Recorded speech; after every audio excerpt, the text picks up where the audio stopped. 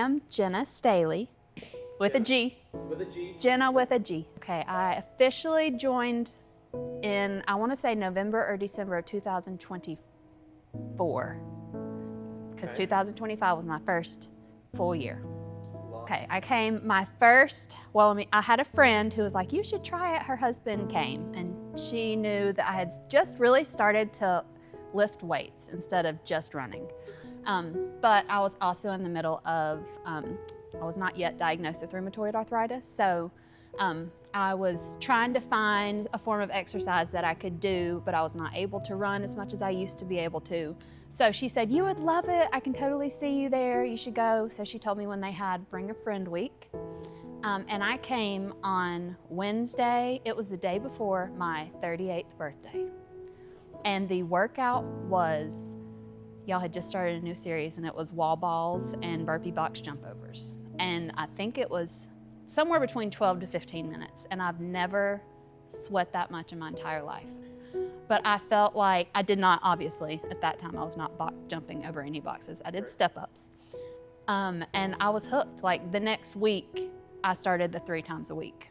Yeah, well, I saw the videos, you know, the Instagram videos. I had started to see some of those. I wanted to barf because, you know, when you're doing something new and you have no idea what to expect, I didn't know if I would know people. I did the 5:30 a.m. class, of course.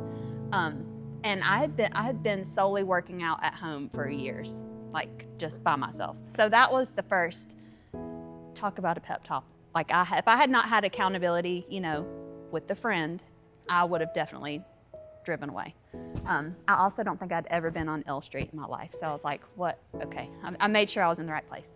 I was so nervous. Like heart racing, new, like finding out if you made the team, kind of nervous was my first. Maybe even like couple of experiences. But it was like the most, well, Tyler Davis was the coach that day. So it's hard to feel nervous when you've got someone that encouraging.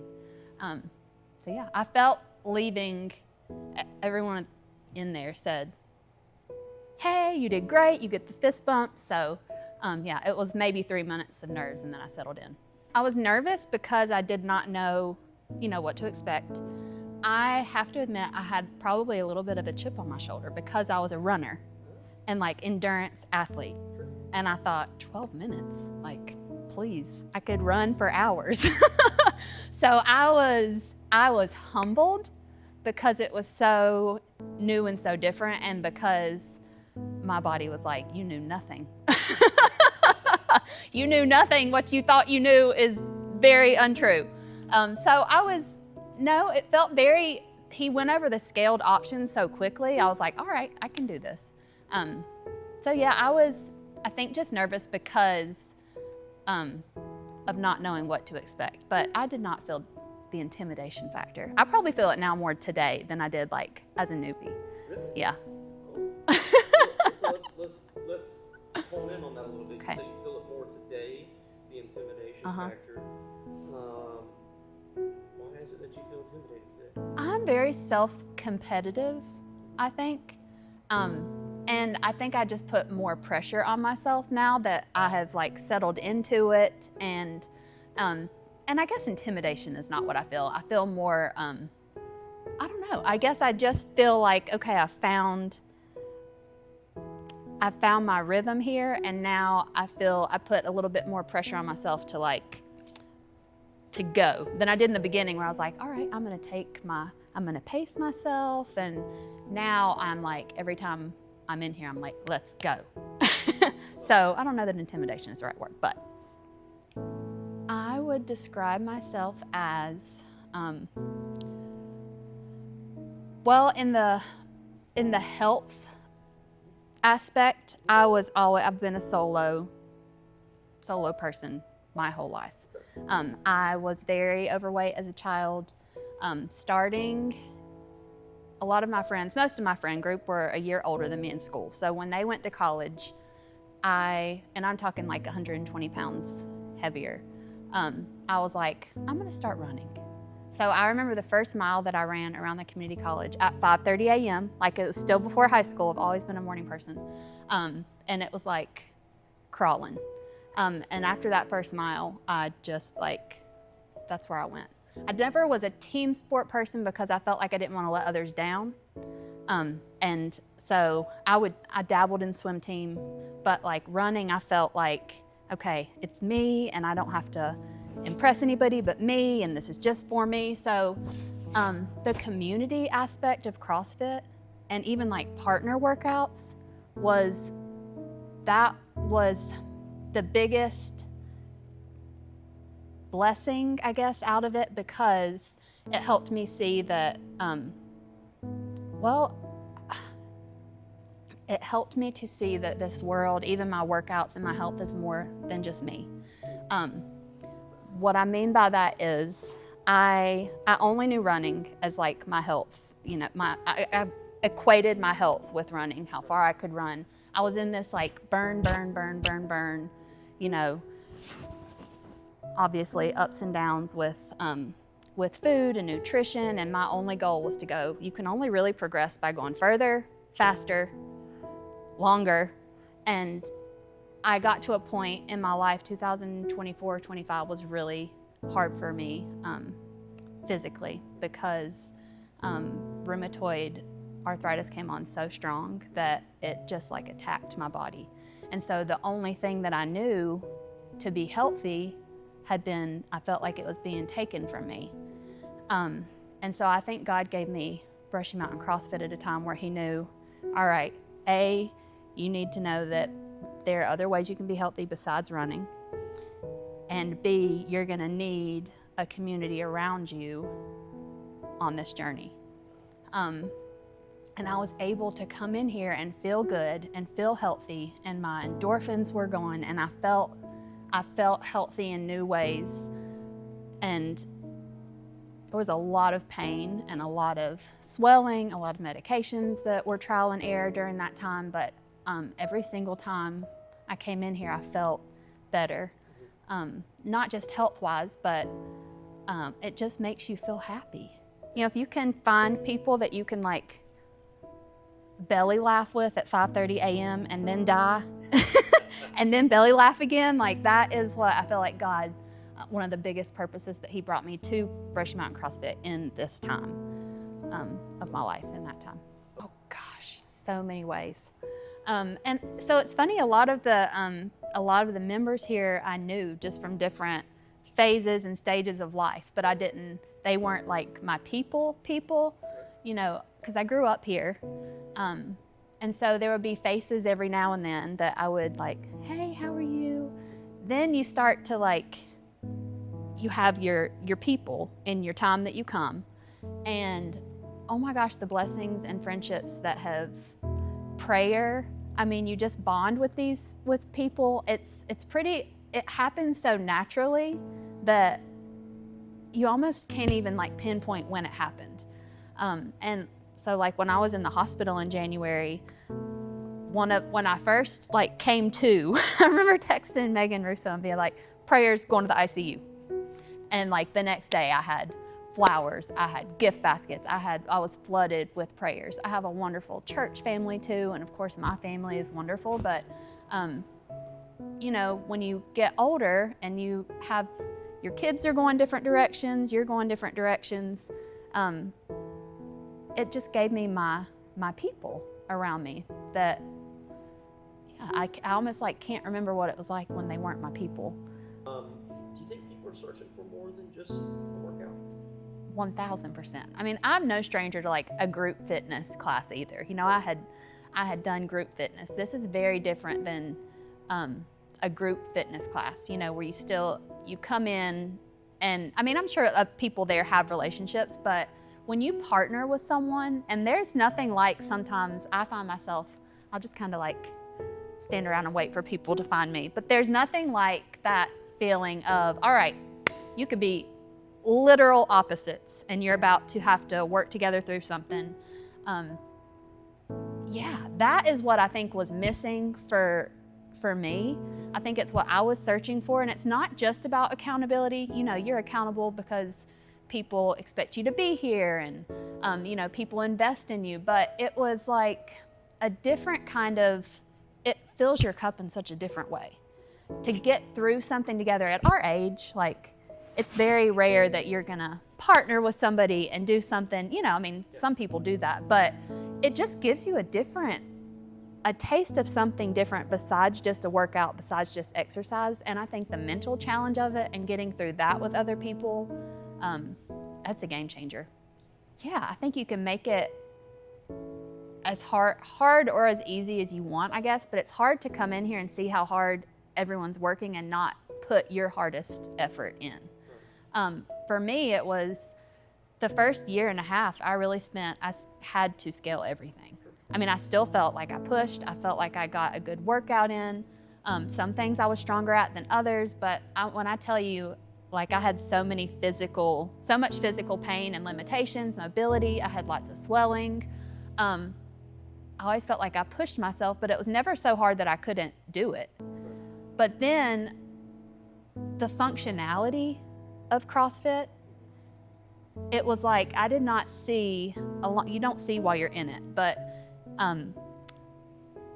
I look back at how my body was being prepared for like day-to-day things, like alternating my feet up and down the steps again was like, oh my gosh, I just did that. And I didn't even realize, you know, I knew I wasn't doing that before, but now I do it with ease.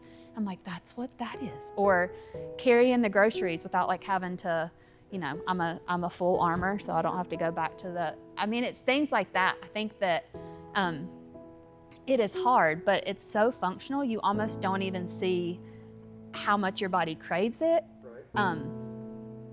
Yeah, so now that I am like, my symptoms have not subsided, but now that I'm on the right treatment and I'm in a better place health-wise and physically, I'm able to push harder and do things that I was having to scale. But it also, I feel like, okay, if this were to happen again, then I know I can come in and I would be able to scale again. Oh my gosh, every time at least once during every workout, you know, you think about wanting to quit. I mean, especially the bike. My takeaway on that is that's part of where the accountability comes in, and not in a self-conscious way, like everyone's gonna watch me, but like no one else is quitting, so I'm not gonna quit, you know. And I feel like too, having the kids class, when my kids do that, I'm there saying, you know, we don't quit, we just don't. Everyone else is doing it and we're gonna get through this with them. You don't have to do it like them, you don't have to do it perfectly, but we're gonna commit to what we started. I think I see it more, it makes you feel mentally strong. And obviously it's literally saved my life. So, I mean, I've seen the dividends pay off in that area. But yeah, I mean, mentally every single day I'm like, I didn't quit that. Yeah. So, even before January, and I'll go into more specifics, but 2025 was brutal for, I was on a new treatment and my immune system was shot. Every time anytime I felt like overworked, I guess, I would like crash. I caught everything. I got strep in 2025 and I've not had strep since I got my tonsils out when I was 8 years old. So it was like I would go through a month or a week out of every month. I was out for the count. I couldn't come. But I was always like itching to get back. During that time, and I said I think my body was so used to zone 2 because I was a runner. Maybe zone 3 every now and then, but I didn't even like really know what sprint training was. And I think God was showing me, like that first time I got on the bike, I was like, what is happening? I would stop for my inhaler New Year's Day, 2025, when it was me and 2 of the incredible male coaches on the bike workout. I had to stop for my inhaler 3 times during that workout, but I got through. So I know God was like training my lungs for what He knew I would need. Because I would consider myself healthy, but I did not have asthma previous to 2025 that I know of. So in January when I got the flu,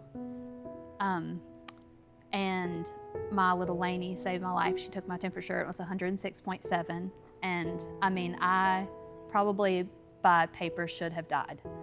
I do not remember much, but I remember when they moved me to the ICU, and I was on 4 liters of oxygen. I think at that point, one of the nurses was like, "How much oxygen do you take at home?" And I was like, I don't have, this is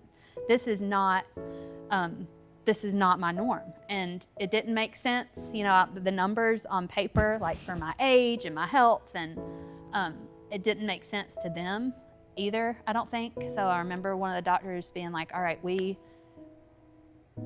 I could not, they thought they were gonna have to intubate me, which is why they moved me to the ICU. And I remember on 4 liters of oxygen, you had told me maybe 3 or 4 weeks before, and we were working on double unders, and those wind me more than anything. I remember you saying, "You're a swimmer, breathe like you would doing, your swim strokes." And I remember breathing or trying to breathe like that. And overnight, it was like my lungs knew what to do, and they did not have to intubate me. I mean, it was like my body was so,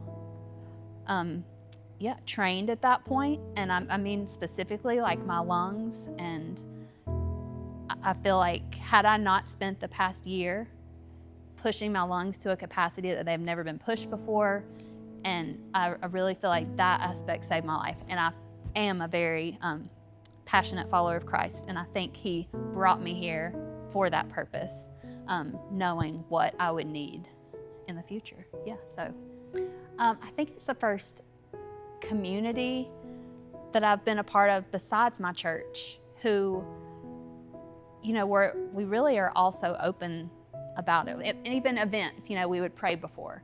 It just is such a part of, a natural part. It's never felt forced from the beginning, even before we started the full send. And so you feel comfortable. Not that I try to live my life and feel comfortable sharing, that I'm a Christian wherever I am, but you start to really feel like you're growing with these people in faith, because it just comes up so naturally. And then you start to talk about what God's doing in your life, or asking for prayer, when they become your people, like I said, and when you go through hard things together, and when you're there for each other, and you're literally getting prayed over and prayed for, that has been, beyond my family and my church family. If I need prayer, this is where I come for prayer. And so that's been just really cool. In general, a big blessing. I think, several things. When I think about what it's given me, I think about investing. A lot of times we hear, especially in this day and age, invest in yourself, and it's not in a selfish way, but it really, I think too, I know my dad preaches all the time, how proud he is of me, and how he knows that me being, he's so thankful for my health and for this, the exercise that I do, because he sees that it saves my life. And it's made me see investing in yourself as something more, not like in a selfish, oh, this is my time and me. It's a true investment in your life, your quality of life. And so for me, it's not about, oh, I'm going to the gym, see you in 2 hours. I feel like I'm doing this, and I think my family knows why I do this and has really seen, holy cow, there's something, she not just needs this, but I think they have kind of seen it play out, all the benefits for me, especially how important it is for me, to have also to be able to have my kids come and do the kids' classes, and they want to do what I'm doing.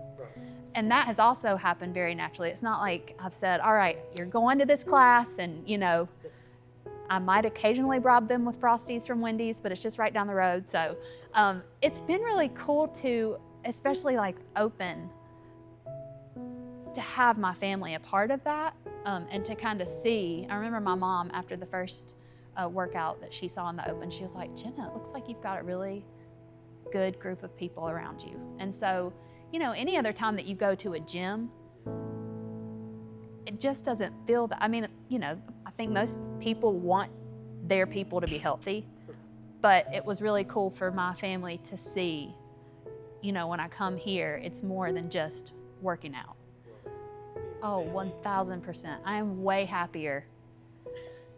I mean, anytime I am not able to, but seriously, mentally, if nothing else, I remember the first time I came back after the hospital, you know, my husband was very worried. He was like, I don't want you, and I was like, I need this more mentally, and because this is part of who I am, this is what I do, and this is, it's where I feel like I grow.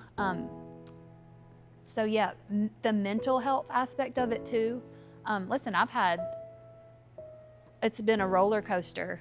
You know, when I was 19 and I was diagnosed with MS, I had some really hard low points mentally, and in college especially, and through grad school. And it's kind of cool to be, it's kind of a weird, you know, this like middle-aged place of life where we are. And you can reflect back to see how I view my health now. Obviously, it's going to be different than when you're in your 20s, but I don't even know if I could tell you why I worked out back then. You know, why I ran. Like, I wasn't going anywhere. I didn't really. I may have randomly signed up for a race, but I wasn't training for anything. This gives purpose, and so for me, and I think, you know, that's part of what my family sees now is, it's purpose. It's purpose for my mental health, for my physical health. It's purpose in, you know, proving that you can do hard things. It's just filled with purpose and with value. Yeah, so I mean, it's, if nothing else, even if you're not able to come and push, you know, and do 100%, it's just as important for my mental health and my mood. And I think I know my family knows that, as it is for my physical health and well-being. Gosh, I mean, the inclusivity, that's probably my favorite thing.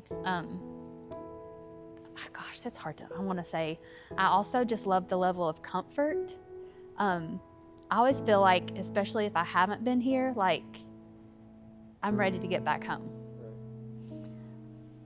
That's why I said, you know, intimidation, I've never from day one felt any intimidation. It feels like you're coming into more of like I don't know. I mean, you're coming into a community. Yeah, so the culture here, the positivity too, you know, never ever heard, you can't do it, you need to stop. You know, obviously no one's gonna, like, if they see me dying on the floor, they're not gonna tell me to keep going, but yeah, it's such an uplifting place to be, and you want to come back for that reason. No part of me wants to come back because I know what the workout's gonna be. And I'm like, oh, I'm excited. I mean, occasionally you'll get something you're excited about, but you want to come back for the other things, it feels good to be here. And you feel even better when you leave here. I would say it's worth the investment, if nothing else, yes, because it is the best investment that I can say that I've put in a very long time, and you're worth it. Yeah, I would say that it took me one class. I didn't really even have to think about it, and I did the 3-day, and then I did the 5-day. I mean, you know, yeah, I mean, it's not even just like worth a financial investment, it's worth the investment in yourself. That's what I would say. That wasn't bad at all. That's not bad. Oh my Now, let me gosh. tell you something. Okay. Look, so I'm actually sitting here messaging back and forth a little bit because I told you people sending me videos and stuff of you, because we try to feature, obviously, videos of you working out and stuff. And Ginna, I have to say something. Like, because you have to understand, we're going back in the trenches with these videos. Right? Listen.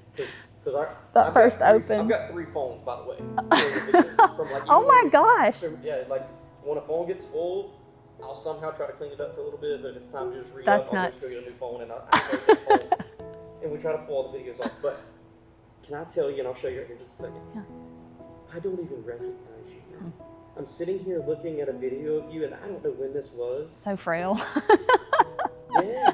I know. It's But I'm nuts. sitting here looking at you now, and I'm like, holy Okay. crap. Well, so one of my best friends from high school, who I see every now and then, and still consider her one of my best friends.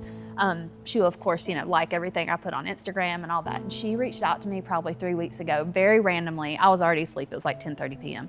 But she said, I just want you to know how proud of you I am, and how every video of you I see, you look so healthy and happy. And that is what has been, it's happened so naturally. I don't know that I've ever felt such like genuine joy and strength. And not just like, clearly I still have lots of room to grow, but yeah, just the strength that it's nuts. I'll be there when I can, and I'm gonna give what I can when I can. And then it just becomes like, when I say things just start to click, it's true. Like you just start, now some things still need to click. Everybody's got something to do. I've got something. How boring would that be though if we didn't? Come over here and look at Okay, oh gosh. Have you seen these? Like, this is crazy. Probably not. Oh my gosh, what weight is that? I don't know what weight it is, but Oh my gosh, look, Lainey.